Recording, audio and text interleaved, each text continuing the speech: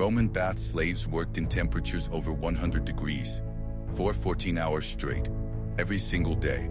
And when wealthy customers requested private services in those back rooms, these women had no legal right to refuse. That's not an exaggeration. That was Roman law. And what I'm about to reveal about what really happened in those bathhouses will shock you. Here's the part nobody talks about. These weren't just cleaning jobs. Bath slaves touched customers' naked bodies, applied oils, scraped their skin, and some customers expected a lot more than that. The private massage rooms? Everyone in Rome knew what really went on in there. But since these women were property, not people, they had no choice in any of it. Most history books leave this part out completely.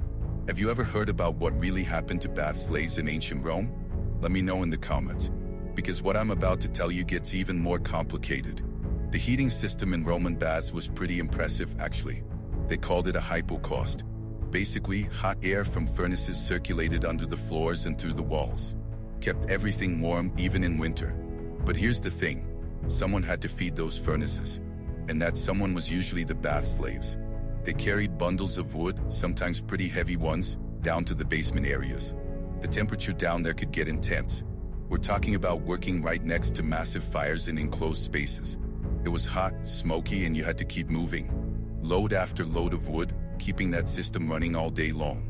Once the baths opened around 6 or 7 in the morning, the real work kicked in. Roman bathhouses were big operations. You had the cold room, the warm room, the hot room, plus changing areas and relaxation spaces. All of it needed to be spotless. These slaves spent hours cleaning marble floors, scrubbing pools, wiping down benches. Water everywhere, so things got slippery and messy fast. And here's the interesting part. Roman baths were incredibly popular. Hundreds of people might visit in a single day. So you clean one area and an hour later it needs cleaning again. It was this constant cycle. Clean, people use it, clean again, more people, clean again. Over and over. But cleaning wasn't the only job. Bath slaves also served the customers directly. They brought fresh towels, carried oils and perfumes, handed out those bronze scrapers the Romans used instead of soap. Some slaves were assigned to help customers apply oil and scrape off the dirt and sweat. Yes, that meant physical contact. It meant being close to naked strangers all day. It meant touching people's skin, their backs, their arms, whatever needed cleaning. For a slave, you didn't really get to say no to any task. You did what you were told. That was just the reality of being enslaved. If you're finding this interesting, go ahead and hit that like button and subscribe. Because what I'm about to tell you about the private rooms in these bathhouses is something most people don't know about. And it's definitely worth hearing. Now, larger Roman baths had private rooms. Officially, these were for massages and special treatments. And sure, legitimate massages happened there. But these rooms were also known for, let's say, less official services. Some bath slaves found themselves assigned to these private areas.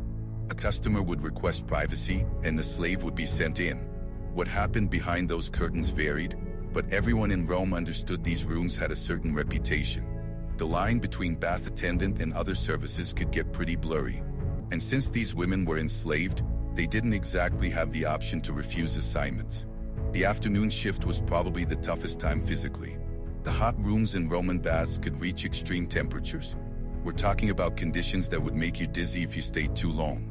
But the slaves working there couldn't just leave when they got uncomfortable. They had to stay, keep serving, keep cleaning, even when the heat was almost unbearable. Dehydration was a real problem. Some women would get lightheaded, feel sick, need to sit down for a minute. But breaks were short. The work kept going. There were always more customers, always more tasks. One thing that's hard to imagine is just how constant the attention was.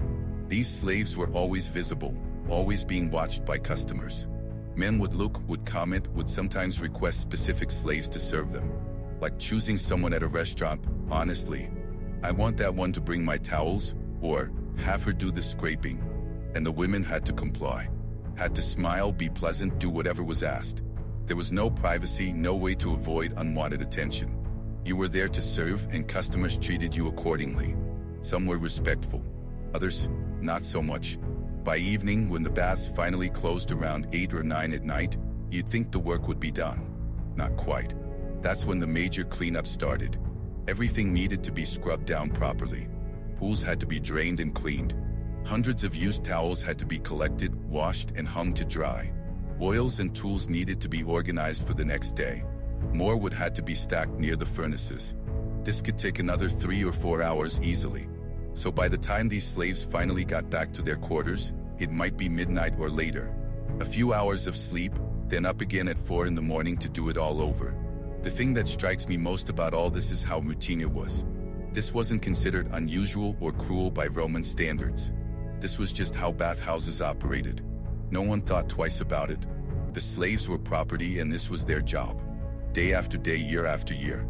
Some of these women spent their entire adult lives doing this work, and Roman society just accepted it, celebrated their bathhouses as marvels of engineering and culture, while barely acknowledging the people who made it all function. Here's something interesting from the historical record. Doctors in ancient Rome actually wrote about health problems specific to bath slaves. Issues from constant heat exposure, respiratory problems from smoke, injuries from carrying heavy loads. The fact that they documented these conditions tells you how common they were.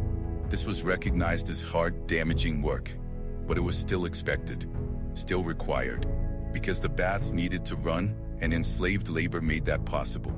So that was life for a Roman bath slave. Long hours, physically demanding work, intense heat, constant service to customers, and very little rest. Was it the absolute worst situation in ancient Rome? Probably not. Plenty of other enslaved people had it just as bad or worse, but it was definitely a hard life. Repetitive, exhausting, and with basically no control over your own time or body. That was the reality behind those famous Roman baths everyone talks about. In the next video, I'm going to show you something equally fascinating: what female gladiators went through during their training. The physical conditioning, the weapons practice, and some surprising details about how they were actually treated. You won't want to miss it. If you made it this far, thanks for watching. Leave a like, subscribe to the channel, and I'll see you in the next one. Because there's so much more to learn about what life was really like in ancient Rome. This video is based on historical sources, archaeological evidence, and academic research about slavery and daily life in ancient Rome during the 1st and 2nd centuries AD.